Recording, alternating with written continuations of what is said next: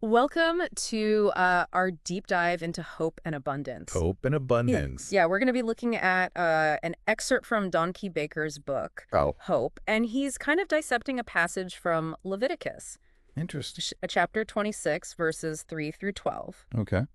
And, you might be thinking Leviticus, like, isn't that Old Testament, dusty old, ancient history stuff?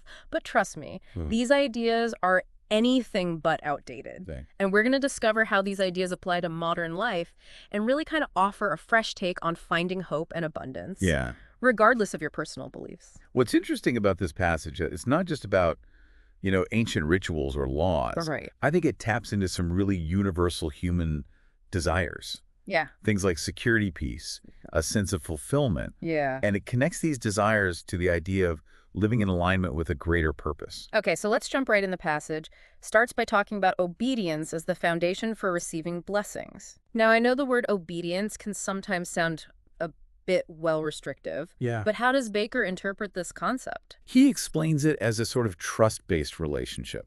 Okay. It's less about blindly following rules and more about recognizing a higher wisdom, Right. a set of principles or values that can lead us toward a more fulfilling and abundant life. Got it. Think of it like aligning your actions with your deepest values, Yeah. or with a guiding principle that resonates with you. Okay, so it's about aligning our actions with something bigger than ourselves. Yes. Whether that's a divine being like it is in this passage or Right. something else entirely. Right. The idea is that this alignment can open up new possibilities. Exactly. And one of the key possibilities that this passage highlights is the idea of abundant provision. Okay. Verses 4 and 5 paint this really vivid picture of overflowing harvests. Like you're Ah, still eating last year's harvest when it's time to bring in the new one. wow. It really emphasizes the idea of never experiencing lack, Mm-hmm. of always having more than enough. That's quite the image. It is. It really evokes a sense of security and satisfaction. Yeah. But how does this idea of abundant harvests translate to our modern lives? I mean, most of us aren't farmers waiting for the crops to come in. That's a great point. While we might not be literally planting and harvesting, Yeah. we all have metaphorical harvests in our lives, right? Yeah. Our Yeah. careers, our relationships, our personal growth. Yeah. These are all areas where we put in effort and hope to see results. And the principle of abundance applies here too. When we align ourselves with our purpose, when we nurture those areas of our lives that are important to us, Yeah. we often find that we reap a bountiful harvest, Yeah. even if it's not always in the form of material wealth. I love that, a bountiful harvest, even if it's not material. Yeah. It makes me think about that feeling of deep satisfaction you get when you've put your heart and soul into something Yes. and you see it come to fruition, whether it's a creative project or a personal goal, or even just a really meaningful connection with another person.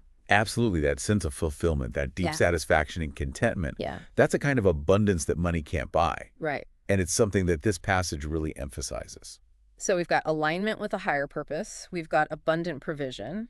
What else does this passage highlight in terms of the blessings that flow from this alignment? We're right alongside abundance. It emphasizes the concept of peace. Peace. Okay. Verse 6 talks about being able to lie down and no one will make you afraid. Yeah.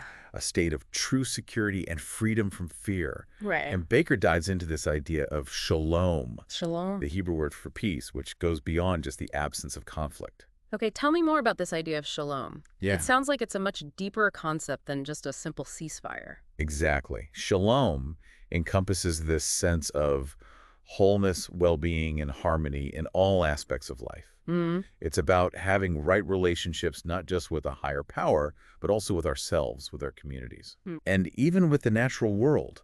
Yeah. It's a holistic kind of peace that permeates every area of our lives. So it's not just about external peace, like the absence of war or violence. Right. It's about having that inner peace as well, that feeling of everything being in its right place. A Yes. sense of calmness and serenity that comes from knowing you're aligned with your purpose Yeah. and connected to something larger than yourself. You got it. And this kind of peace, this shalom, is something that we can cultivate even when the world around us feels chaotic and uncertain.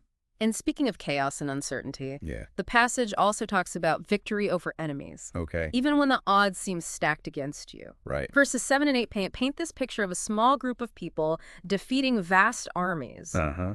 Not through brute force, but through some kind of divine support.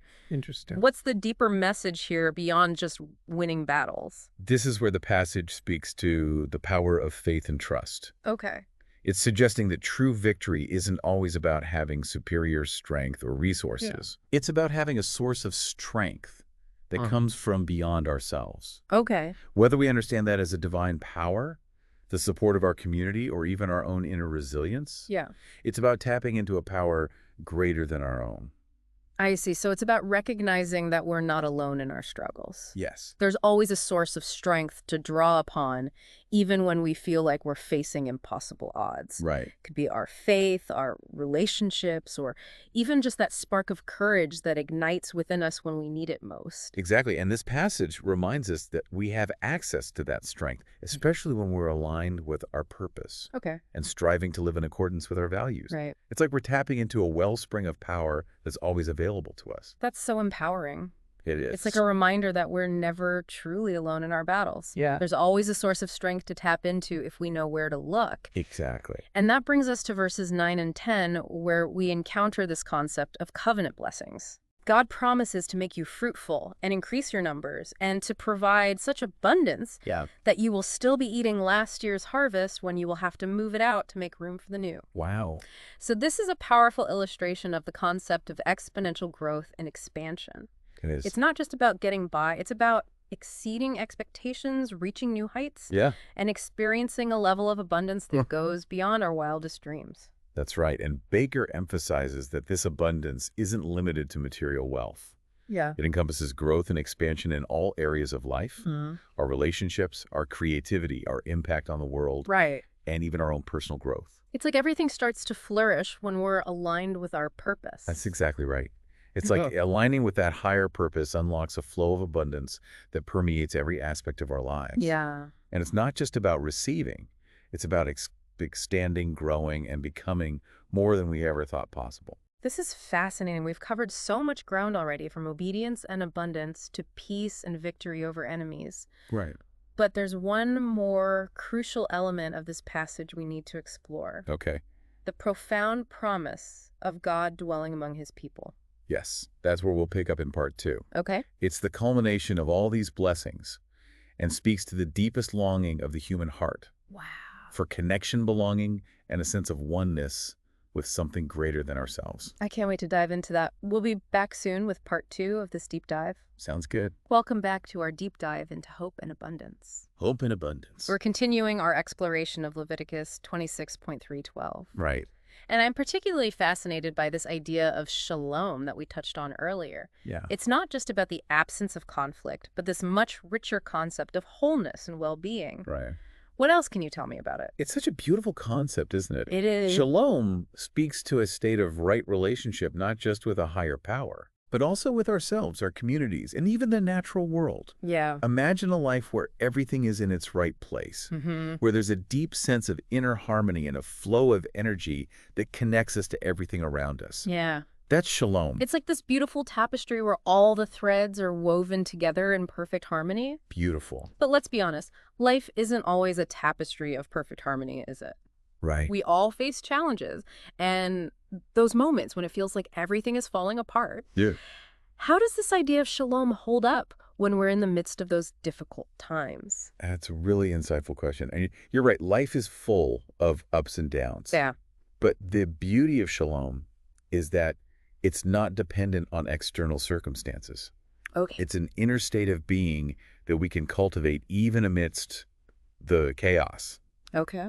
Think of it like a deep wellspring of peace Right. that we can tap into no matter what's happening around us. So it's not about avoiding challenges or pretending that everything is always rosy. It's about finding that inner peace, that sense of groundedness Exactly. that allows us to weather the storms of life with a sense of grace and resilience. Precisely. It's about recognizing that challenges are a natural part of life. Yeah. But they don't have to dictate our inner state of being. Right.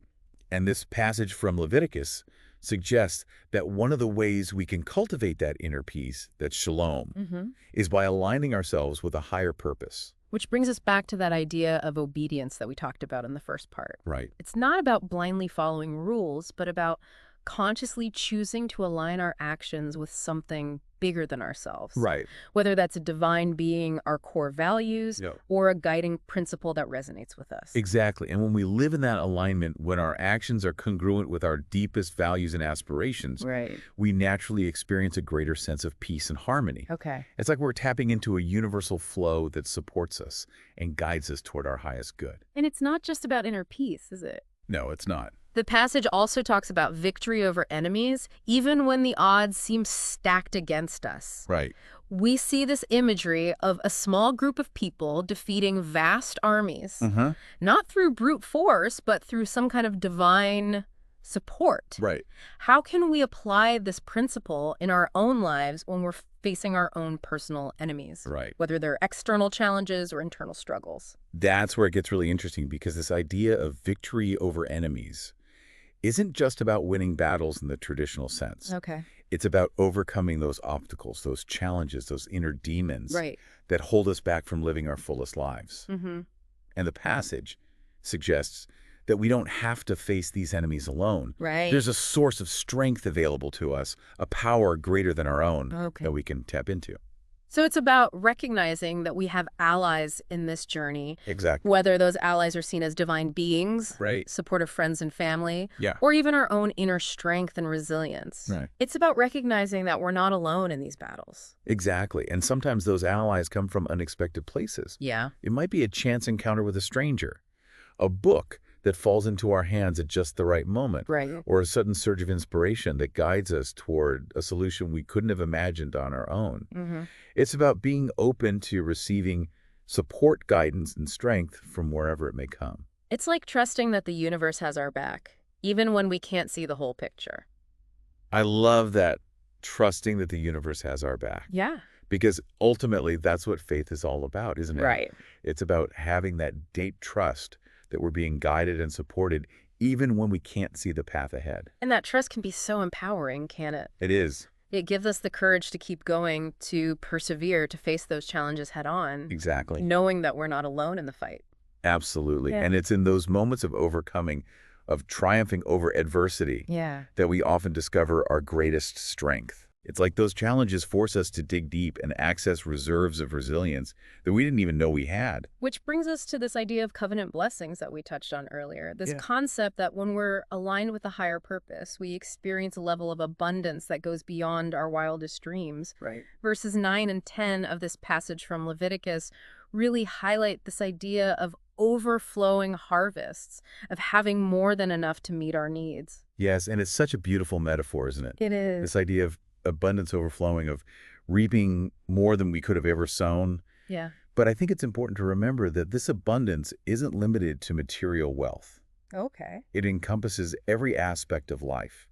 Our relationships, our creativity, our sense of purpose, our connection to the world around us. So it's not just about having a lot of stuff, it's about having a richness of experience in every area of life. It's about feeling fully alive, fully engaged, and fully aligned with our purpose. Exactly. It's about living a life that's full and vibrant. A life that's overflowing with meaning, joy, love, and connection. And when we're living in that alignment, the universe seems to conspire to support us, opening doors and creating opportunities that we could never have imagined on our own. It's like that saying, when you're walking the right path, the doors will open for you. Yes.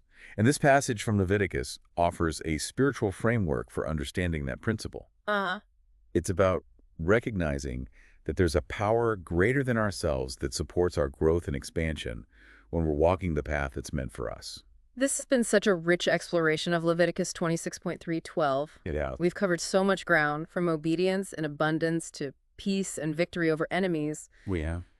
But there's still one crucial aspect of this passage that we haven't fully explored yet. Okay. The promise of God dwelling among his people. Yes, and that's where we'll delve in the final part of this deep dive. Okay. It's the culmination of everything we've been discussing, the ultimate expression of that higher power's love and the source of true and lasting fulfillment. Wow. It's a profound concept that touches on the deepest longings of the human heart, and I can't wait to explore it further with you. Me too. We'll be back soon with part 3, where we'll unpack this amazing promise and discover how it can transform our lives in ways we never thought possible. Welcome back to our deep dive. We've been unpacking these profound ideas of hope and abundance. Hope and abundance. From Leviticus, and now we're at the grand finale, the culmination of everything we've discussed so far. I'm talking about the promise of God dwelling among his people. Yes. Verses 11 and 12, where it says, I will put my dwelling place among you, and I will not abhor you. I will walk among you and be your God, and you will be my people. Wow. What a powerful statement. It really is. These verses get to the heart of what it means to have a deep, intimate connection with something greater than yourself. Don Baker, in his book Hope, talks about how this was initially represented by the tabernacle, Right. a physical structure that symbolized God's presence among the Israelites. But he points out that it's not just about a building or a specific location. So it's more about a state of being, Yes. an inner experience of connection rather than an external physical thing. Exactly. Yeah. It's about that feeling of closeness with a higher power, a sense of being guided, loved, and supported. Yeah. As if that presence is residing within you. It's about experiencing that connection in every aspect of your life. I'm starting to understand why this is considered the ultimate blessing. Yes. To feel that kind of constant connection. Right. That sense of never being truly alone. It's incredibly comforting. It is comforting. And for those who believe, Baker explains that this promise finds its ultimate fulfillment in the relationship with Jesus Christ, Right. who embodies God's love and presence in the world. Right. And for those who don't necessarily subscribe to that belief system, Right. I'm sensing that this idea still holds a lot of power. It absolutely does, because regardless of our specific beliefs, I think most of us yearn for that sense of connection to something larger than ourselves, to a source of love and guidance that we can rely on. It's a very human longing. It is, and that's what's so beautiful about this concept. It transcends religious boundaries and speaks to a universal desire for belonging and connection. Exactly. So even if we don't interpret it literally, this idea of a higher power dwelling within us can still be a powerful metaphor for cultivating that inner sense of peace, purpose, and connection that we all crave. So how do we actually tap into that? How do we cultivate that sense of closeness, that feeling of a higher power dwelling within us? Well, I think it starts with being open to the possibility. It's about quieting the mind, tuning into that deeper part of ourselves, and creating space for that connection. To emerge practices like meditation prayer, spending time in nature, or even just moments of quiet reflection can help us tune into that inner voice, that sense of something larger than ourselves that's always present. It sounds like it's about paying attention to those subtle whispers of intuition, those moments of synchronicity, those feelings of alignment that guide us toward our truth. Yes. And it's also about cultivating gratitude for the blessings in our lives. Recognizing the ways in which we're already being supported and guided, even when we don't realize it. This has been such a fascinating exploration of hope and abundance. It has. And I think this final section about God dwelling among his people has really tied everything together beautifully. It's like it's the ultimate expression of all the other blessings we've discussed. The abundance, the peace, the victory over challenges. It all flows from that deep sense of connection, that feeling of being held and loved by something greater than ourselves. I completely agree. It's a reminder that we're not alone in this journey. There's a source of strength, love, and guidance that's always available to us if we're open to receiving it. So as we wrap up this incredible deep dive into Leviticus 26.3, 2012, what's the one takeaway you hope our listeners walk away with today? I'd say this. Whether or not you subscribe to a specific religious belief system, the concepts we've explored today offer a powerful framework for cultivating a life of hope and abundance. It's about aligning ourselves with a higher purpose, cultivating gratitude for the blessings in our lives, and trusting that we're being guided and supported on this journey, even when we can't see the whole picture. And I believe that when we embrace these principles, we open ourselves up to a world of possibilities, a life filled with meaning, joy, and a deep sense of belonging. Beautifully said. It's been a pleasure diving deep into these ideas with you. And for our listener, if you'd like to explore this passage from Leviticus further, I highly recommend checking out Don P. Baker's book, Hope. Until next time, keep seeking, keep exploring, and keep diving deep into the mysteries of life.